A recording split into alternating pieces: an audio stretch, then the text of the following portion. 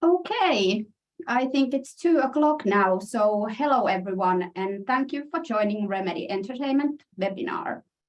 My name is Elina Petäjäjärvi, and I am a member of the Remedy Investor Relations team. Today we will go through Remedy's business review for January-September 2022.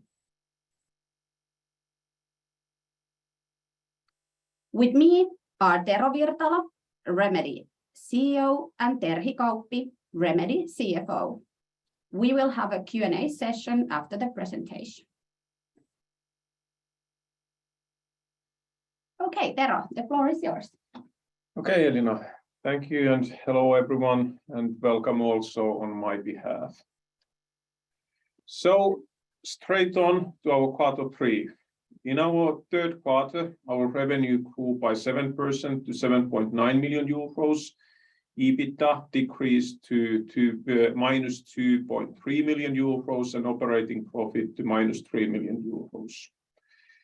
The decrease in profitability was mainly due to increased external development costs, especially related to Alan Wake 2 and Codename Condor. Terhi, our CFO, will a bit later discuss more detail on the financials. And as you all know, in August, during Q3, we also had to lower our outlook for this year, and this was due to lower than expected game royalties this year, and our decision to take extra time to develop game Codename Vanguard.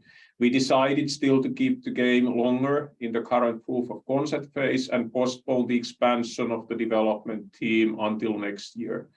This was done in order to give the team the time required to really design, prototype, and test the key elements of this big game before we move on to the phase where we also will need a larger team. In September, we also announced a new option plan directed to key persons of Remedy. We have had a similar model now for years, and it's one of the important tools we have in our use in this highly competed talent market to really get, keep, and reward our world-class talent. But overall, in the third quarter, our main focus has definitely been on the 5 games we have in development. We will make these 5 games the excellent games they can become, as we know that each one of them has the potential to be a major success one day in the future.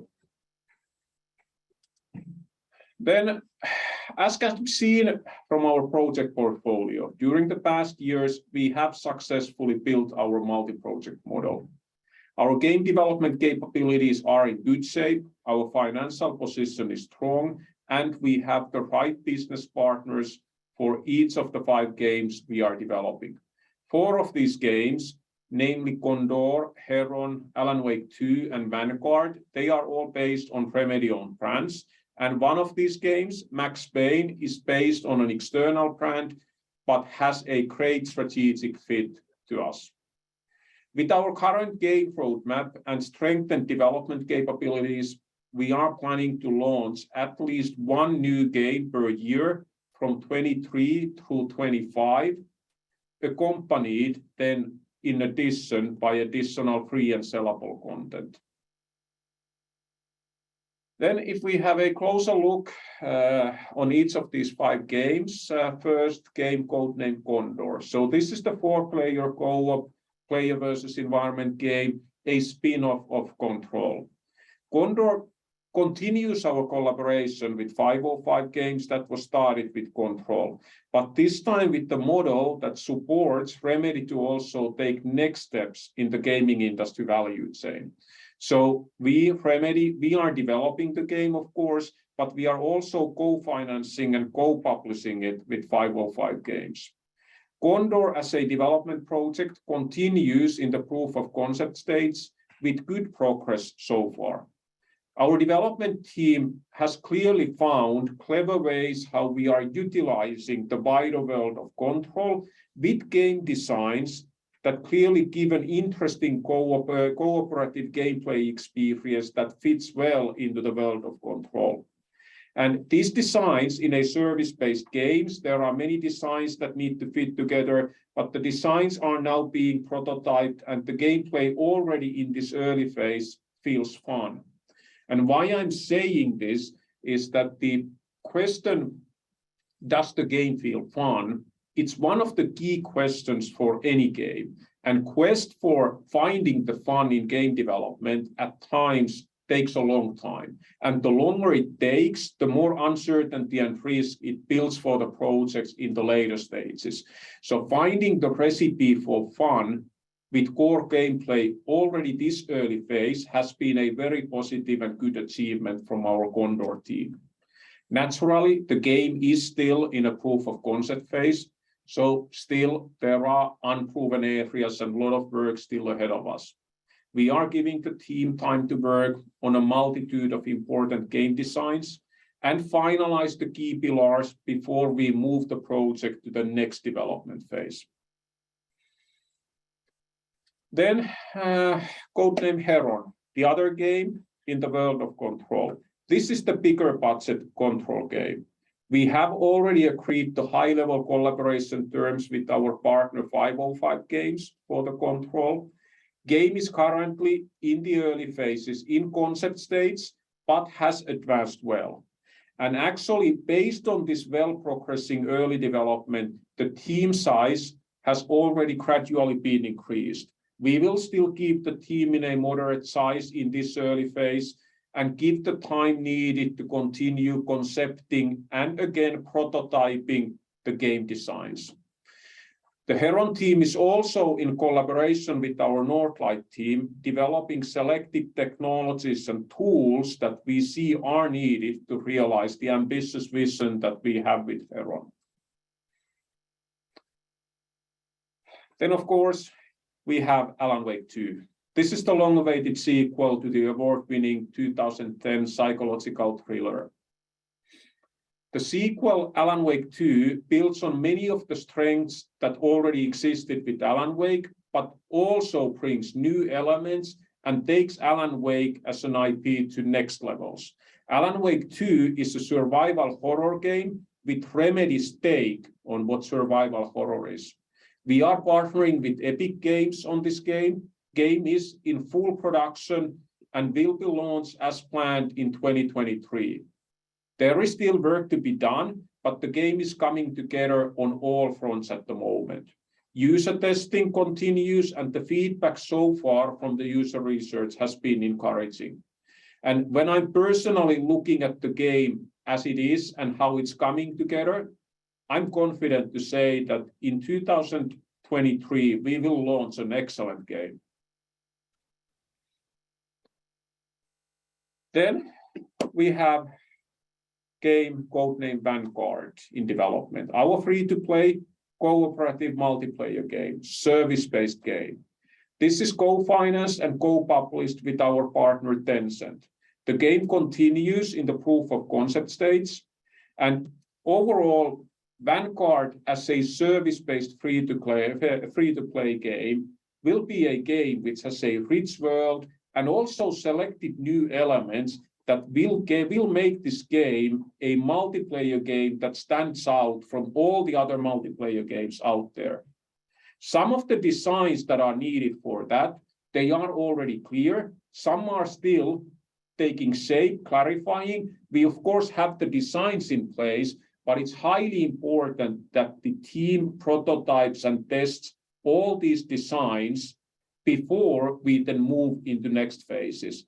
It's a big overall service-based game. We want to make sure that all these different elements merge together in the right way before we then move into next phases and are sure that then it's all the time more about execution than design and planning. Then the most recent one of our game projects is Max Payne 1 and 2 remake. Max Payne, The Fall of Max Payne, and the original iconic Max Payne. These games, they are published by Rockstar Games, with whom we have a partnership, and definitely Max Payne fits well with many of our strengths as a studio, and also has good business potential with well-managed risk towards us.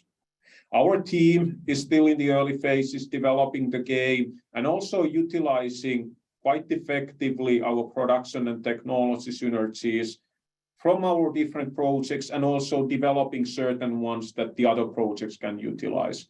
We are in the early concept phase with this game. And then, in a way, after the projects, few words on our people, because as we have been emphasizing a number of times, at the heart of Remedy are world-class talents, our people. We have continued successfully our recruitments, keeping the bar all the time high. We now have 360 people. We are all the time taking further the ways how we can onboard, support, develop our people, and with these people, build high-performing game teams. There is an additional aspect actually in relation to people on which I have been happy and also relieved in relation to year 2022. As we all know, fortunately during this year, COVID and especially the restrictions related to it have started to ease. Having discussed with many other companies in technology sector and of course in gaming, many companies have this year seen higher amounts of leavers as well. In a highly competitive talent market, people always have new opportunities if they want to pursue those. And during COVID times, it seems that the related uncertainties, it seems that a bit more of these people who may have had interest to change jobs have actually delayed those plans and stayed with their existing employers and jobs. Now, when the world is again opening up, many companies with whom we have discussed have seen a bit higher amount of leavers, like the 2 years of COVID had accumulated potential leavers who had not left, and now in a way that accumulation is realizing. We also at Remedy saw that as a risk earlier this year, in a way hearing these informations from other companies, but have been investing into our people and people processes, ways of working for years. We have taken all these elements further this year, and looking now at our first 9 months of 22, I'm really happy that we haven't seen any drastic changes or spikes of leavers, and we have been able to really keep our talents. And then on top of that, when the recruitment works, we have been able to continue recruiting, getting new top talent, and we have seen that all the time in the growing number of talents, which, as I said, is now 360. We also have our second studio now in Stockholm, Sweden. It's in operation, and we are selectively, step by step, growing it. Now, while our own talents more and more focus on the most crucial parts of the games we have in development, we complement this with external development partners that bring to us their special expertise and also allow us to scale up the productions when needed.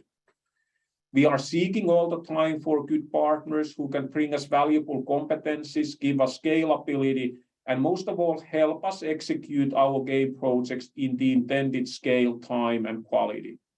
In 2021 or early 21, we raised capital to be able to invest into games in which we see major future potential. The increase in this external development is part of these well-planned investments. And we are all the time continuing to expand external development capabilities in a managed way. However, now it's no longer just expanding. We have been able to build the partnership, learn and develop our ways of working, and this continues, but our capabilities in this are now in a level that we can really collaborate much better with our partners and also utilize these external development partners well for the benefit of our games. And all this, our own talents, our expansion in Sweden, Stockholm, and our external development, it all supports us to develop our games, our 5 games, and one day launch them successfully and reach our long-term growth objectives.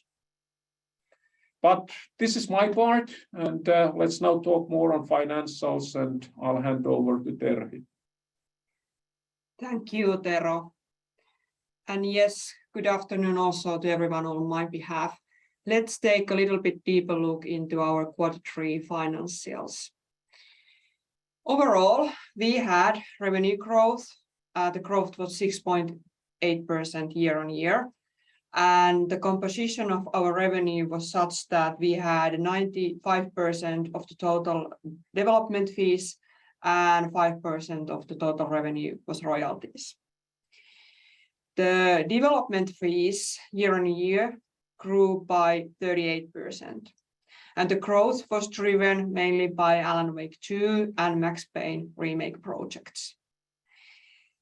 Then the decrease in royalties was 80%, and that's mainly due to the fact that the Control game is not anymore creating such amounts of royalties than a year ago, and we did not receive any royalties from Crossfire or from Alan Wake Remastered.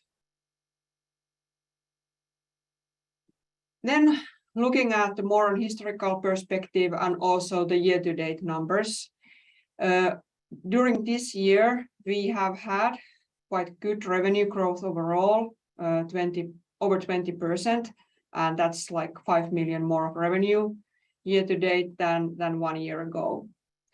And when looking at the full year or this 9 months that we have behind us, we have now about 11% of royalties from total revenue, whereas in comparison period last year, that was 29%. And our development fees have been growing by over 50%, whereas also the royalties have been decreasing by 53%. And also here, as seen from the graph, the Q4 21 figures were very high due to the development fees received to compensate the past work for Vanguard and the Alan Wake 2 scope increase. So going forward, we have exceptionally high comparison figures ahead of us. Then about the profitability. And yes, as said, there has been a drop, and the Q3 EBIT was minus 3 million euros. That's minus 38% of revenue. Whereas in the comparison period, we had only slightly negative EBIT level. And the increase in the external development cost impacted the profitability level. This was expected, planned, and important investment for us. Also, the composition of revenue just explained with the lower royalty share impacts the EBIT level. Then looking at a little bit components behind the EBIT.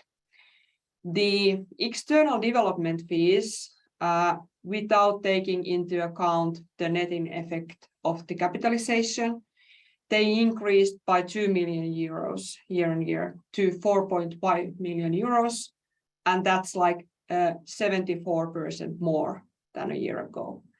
And the main drivers for this were the projects Alan Wake 2 and Condor, where we used significant amounts of outsourcing. Then the personnel expenses had a slight 5% increase, despite the increase of over 12% in personnel overall.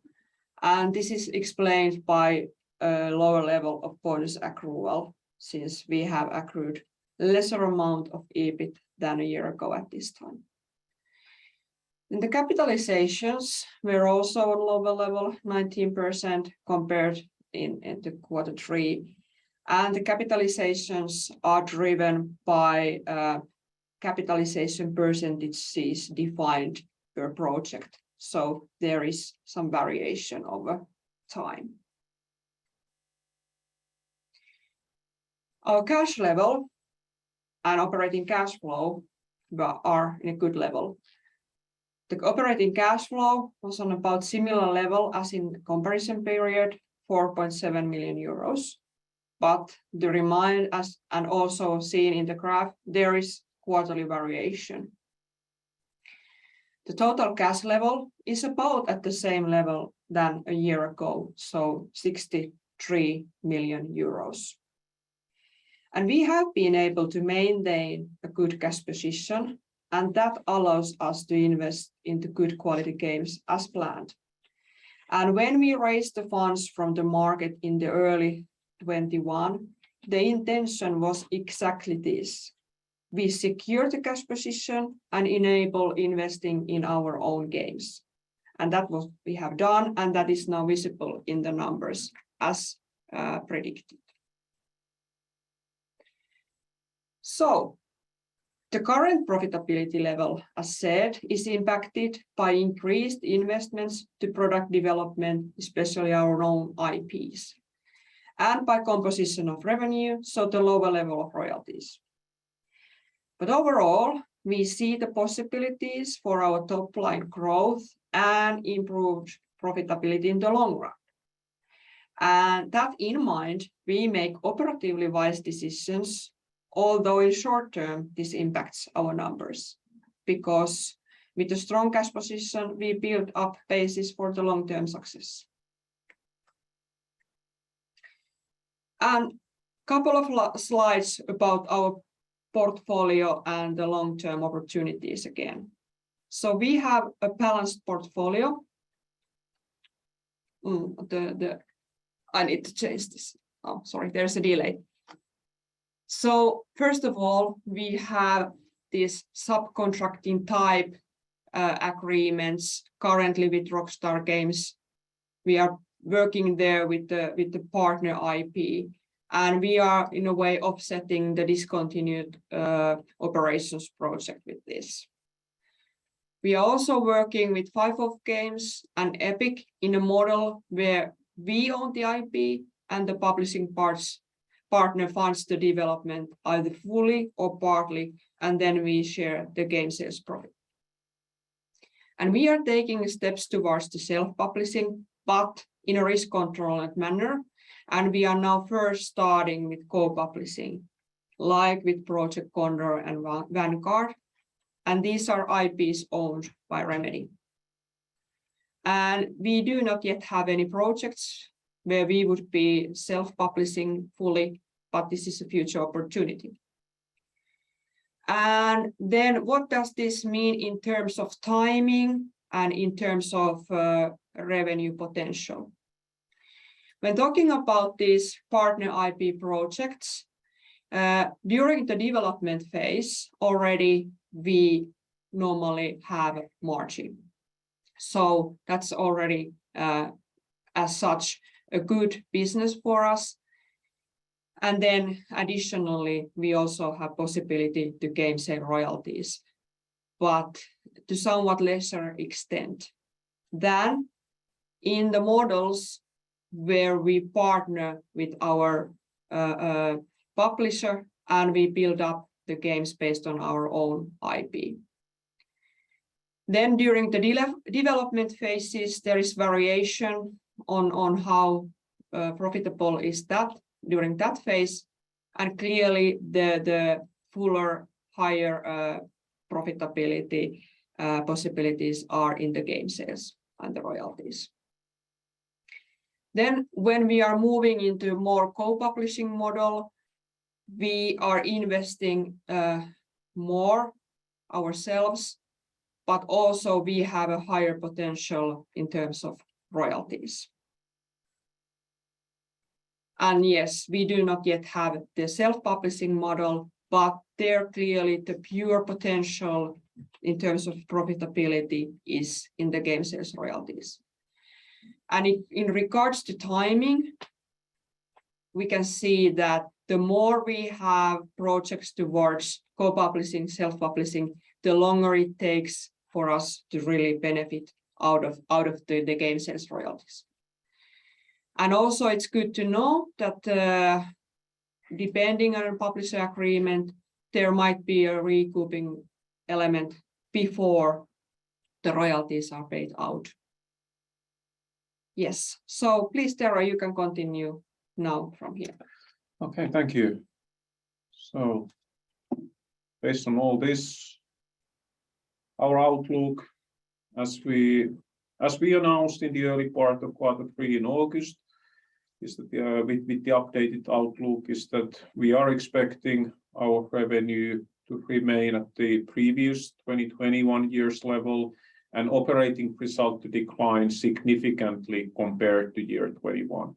And as a comparison, in 21, our revenue was 44.7 million euro and operating profit 11.4 million euros. We now have the organization, capabilities, and also the partners to develop the current 5 games we are working on. Full focus of the whole company is now to develop these games into the excellent games they will become. And when done by talented people that we have in well-working teams, with the support that we now as a company can provide to world-class creative and technology game projects, each one of these games has a potential to be a major success. And we will have a steady flow of successful game launches starting from next year, 2023. And our long-term objectives, they remain the same. By year 25, we have created several successful games and at least one major hit game. A game that reaches the global top-selling charts and can keep on succeeding. We have the unique creative skills and can create worlds, characters, stories that build powerful brands. We will own at least 3 expanding game brands, all with long-term hit potential. We also will have commercial capabilities so that we ourselves can select the right commercial model for each of our future games. For some, it might be self-financing, for some, self-publishing, working with publishing partners for others. And great people definitely continue to be a key focus for us. We aim to be the most attractive gaming industry employer in Europe. And as has been said, we aim to reach each of these objectives while having a profitable and growing business in which we also manage our risks well. But that's it from our part as a presentation. And now it's time for Q&A. Maybe we'll first take the ones that have been sent. Sorry, we need to dive in a bit deeper to see them.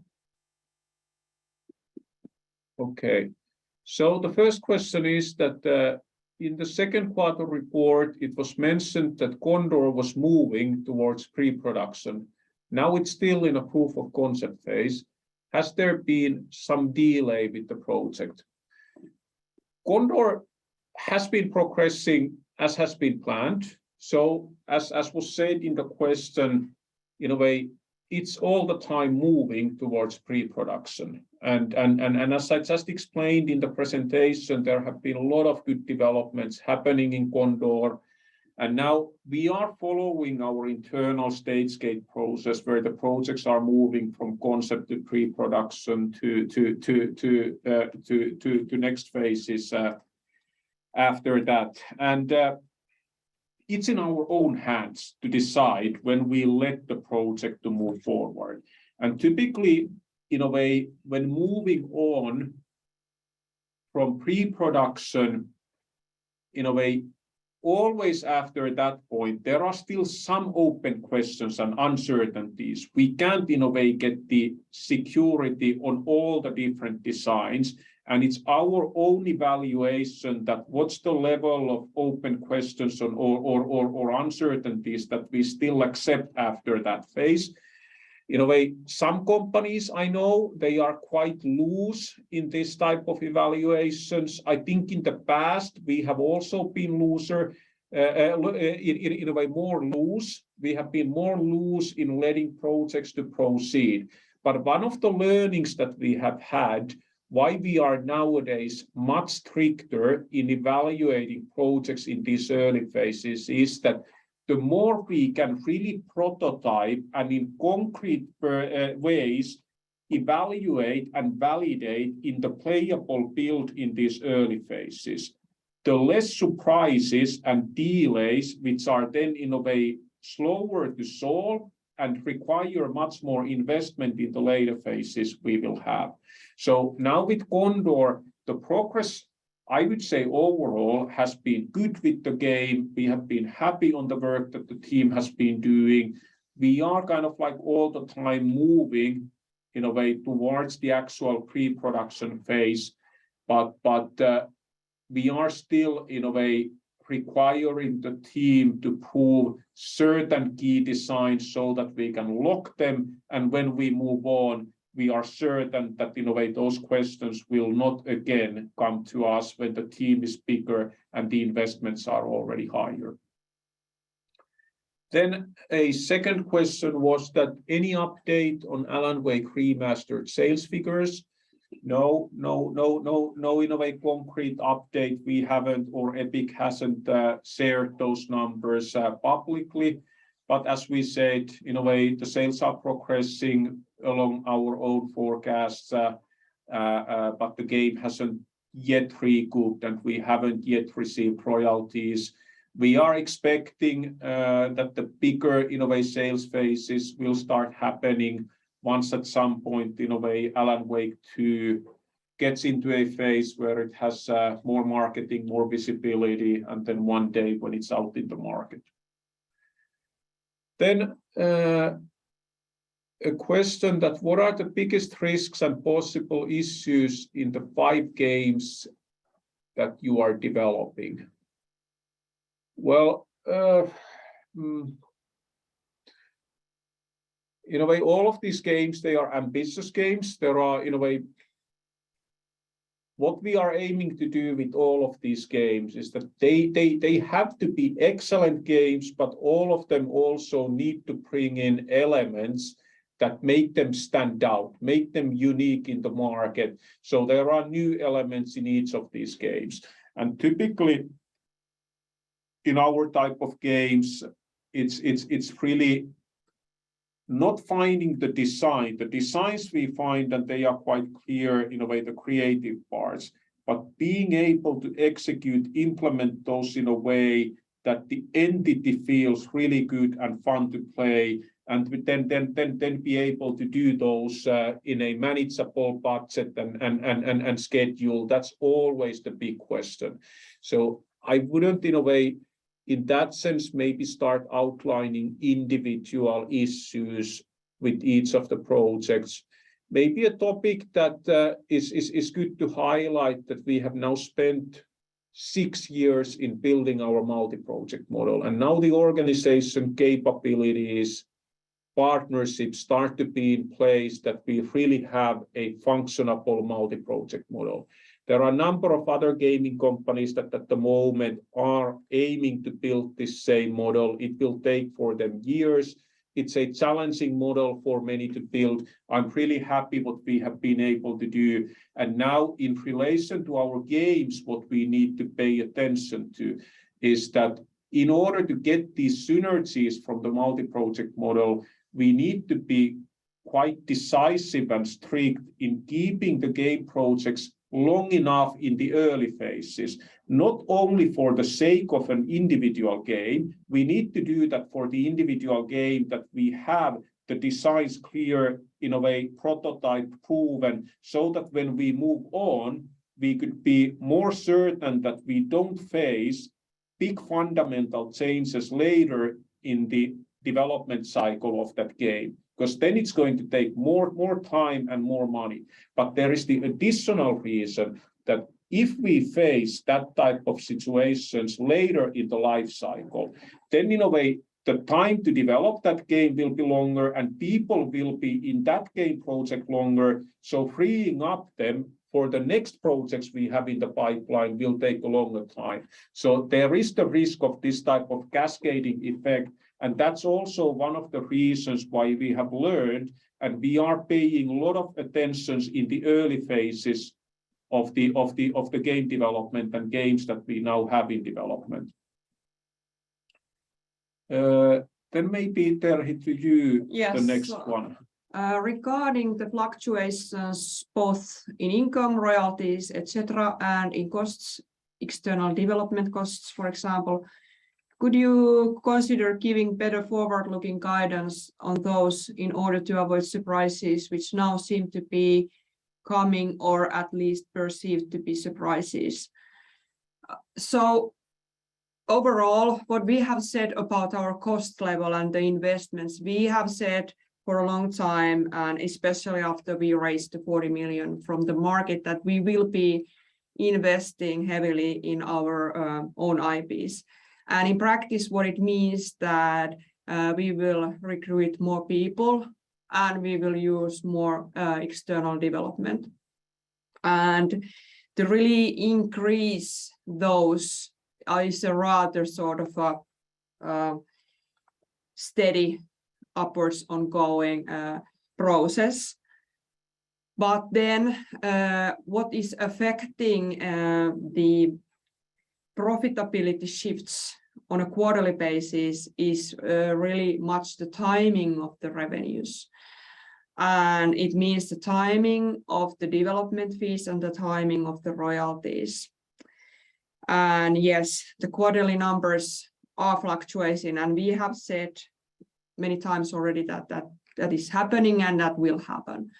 And we have given the guidance for the market for the full year, for the full financial year.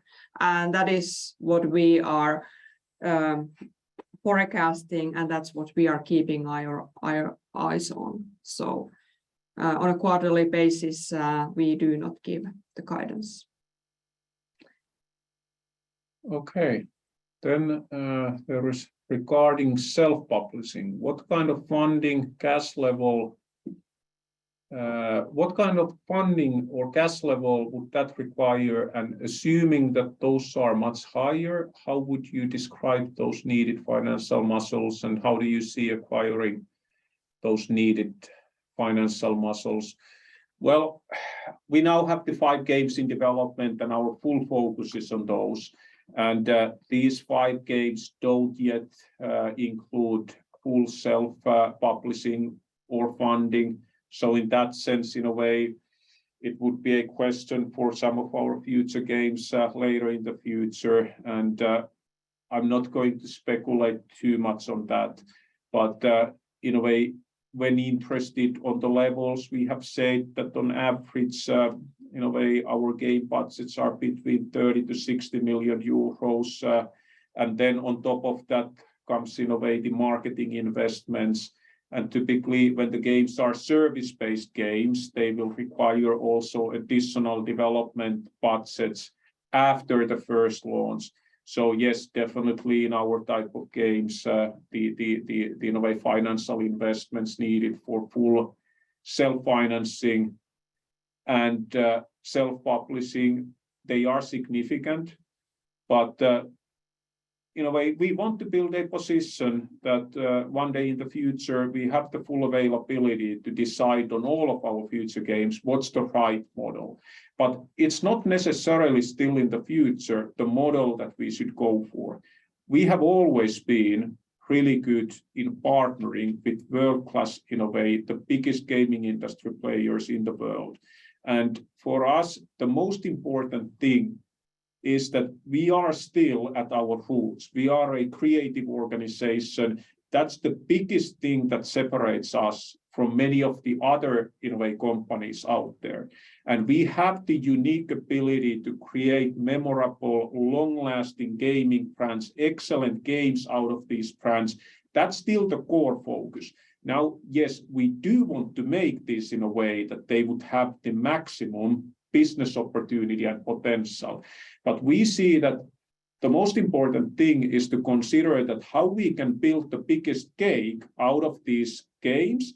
And then if the cake is big enough, we are more than happy to share that with a partner who has been helping us to build that. So that's still going to be a key strategy for us going into the future, that we will strengthen our capabilities all the time on the creative technology game development aspects to be able to create the games that have the biggest potential out there in the market. And then we build sufficient commercial capabilities that we can always decide what's the best, in a way, business model to be able to benefit from these games. Then, is there any chance Alan Wake 2 will be sold on Steam platform at some point? In a way, our publisher is Epic Games, and this type of questions are in their field, so I won't speculate on that. This we have agreed that that's a question to our publisher partner. In the first week of October, there was news about Tencent Holdings, who is in the process of changing their acquisition strategy in terms of looking out for opportunities in acquiring gaming assets in Europe. What's your point of view on this? Again, in a way, I can't speculate on behalf of our partners. Can you say anything at all on when can we expect some more information, marketing on Alan Wake 2? Well, again, in a way, we don't want to, in a way, we have a great game in development, and as we have said, that game will launch in 2023. Now, at some point, the marketing campaign will start, and that's one important element to make then the launch of the game successful. But again, that's something that our team is planning with our publisher, Epic Games, and we definitely don't want to spill out any information that might take some of the power off from the marketing campaign that at some point in the future will start. Are there any ongoing discussions on Heron, and how can you elaborate what is said here regarding 505's part in the game? Well, when the time comes, we will then, of course, inform the markets. We have so far said that we have had good collaboration in relation to Control brand overall with 505 Games. Along our announcement on the deal with 505 Games on Condor, in the summer 21, we also announced that high-level collaboration terms in relation to Heron have been agreed, but we haven't yet informed on anything else. Does Condor 25 million euro initial budget include live service phase? The 25 million euro initial budget is up until the launch of the game. It's a service-based game that, of course, then also after that will require development, and that's done in collaboration with our partner.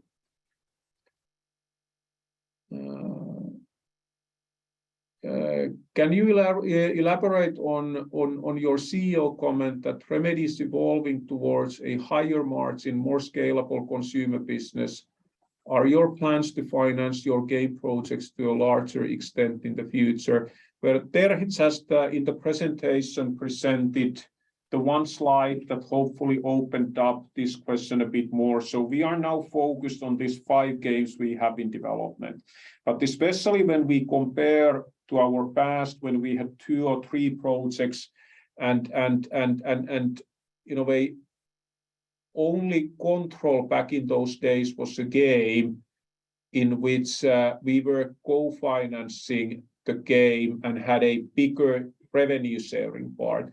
Now, when we look at our games, yes, we have Max Payne, where there is a royalty opportunity, but all the other games have a bigger opportunity also, either for higher royalties or for the revenue share. And we were referring to that then when we go in a way into the future few years, we will have out there in the market multiple games that all have a significant royalty upside opportunity for us. And as we all know, in a way, that is a very scalable business, that the investments, majority of the investments have already been done. And whether the game sells 1 million units, 2 million units, 3 million units, the related costs are no longer increasing in the same proportion. It is still somewhat unclear to investors what the business structure around Heron looks like. Does Remedy currently finance more than half of the project? Will Remedy and 505 Games evaluate both publishing and platform deals for the games? And then also, will Condor have a game as a service model? Well, as I just said, in a way, we haven't yet shared any additional news on Heron. But at the moment, we are ourselves, in a way, funding the Heron development. Then at some point, in a way, when we will inform that we have a deal for Heron, then we will also inform on the financing, publishing, the commercial model. And yes, Condor will have, and Condor is a service-based game, meaning in a way that yes, we will launch the game, but after that, the game will continue developing, and there is also going to be a monetization model related to that. Then, on the long-term 25 plan, how do you define a major hit game in terms of copies sold? I understand that you can't give a specific figure, but the ballpark figure would help understanding your own definition of major hit game. Well, we are, with each of these 5 games, we always build a business case for our games. And in relation to that business case, we have defined what's the overall genre of the game. In a way, what is the target audience? We are estimating what's the potential size of the target audience, what are the comparable games, in a way, how well have the biggest games in these categories done. And we want to be, when we launch, one of the absolute top games in those categories. So depending on the game, we are then making comparisons to these games out there in the market, and we want to be one of those games on the top of that category. I don't want to give any number values. In a way, they differ so much based on the free-to-play game, service game with potentially a bit different model, and then a traditional, in a way, single-player AAA game. Can you elaborate on the strength of your recruitment project and say anything on how many full-time employees you are looking to add in the coming 12 months? Well, in a way, I would say that we have an exceptionally strong recruitment capabilities. And that capability has been built during the past 6 years' time. Of course, it's supported overall by the good perception of Remedy in the employment market, in the talent market, how Remedy is seen, what type of games we develop, what's overall the sentiment in the developer community towards Remedy. But when we started transforming Remedy 6 years ago towards the multi-project model, we of course saw that in the long term, we do need more developers. And at Remedy, they need to be world-class developers, in a way, the best developers out there. We back then started building our recruitment capabilities. We now, just as an example, we are 360 people, and we are using wide number of tested, proven recruitment agencies and partners in the market. But on top of that, we have 5 full-time recruiters internally inside Remedy. They are doing a certain part of the job, but then we also have our internal organization, both in a way, the discipline experts who are responsible for certain, in a way, special disciplines in the company. And then we have the project leadership teams who are typically the ones who are looking for these people. So we have also taken our time not just in finding and recruiting these people, but to do the recruitment process, the evaluation towards these people, that we are able to convince them why Remedy is a good place, but we are also able to evaluate via different steps that these people are the right ones for Remedy, for our current needs, and for the projects that are looking for them. And I think on top of that, then when we have invested a lot into the different HR processes, what are the life cycle steps of an employee within Remedy and how we can support people, first of all, to find the right role at Remedy, to develop their personal skills, kind of like find the next career steps internally, rewarding all these elements. I think all together, it now can be seen as a both well-functioning retention and well-functioning recruitment. Then there was, can we say how many full-time employees? We haven't. We are looking in the coming next 12 months' time.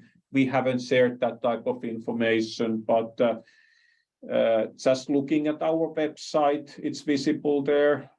I would say that at the moment we have between 35 to 40 open positions in our website even, and that amount hasn't been changing that much during the past couple of years. Can you share how many copies have so far been sold of the Control game? Not the exact number, but we have said it previously that the amount is over 3 million units at the moment. Could you give rough estimate of a yearly budget for live service phase for Condor? No, that information hasn't yet been shared.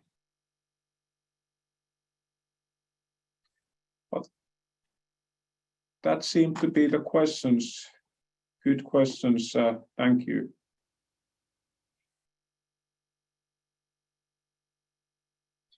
Okay, so like Tero said, I think our time is up, and those were all the questions for today. So thank you for the call and the questions.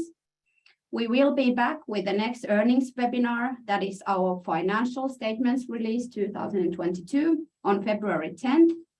So that's all for now. Have a great weekend. Bye-bye.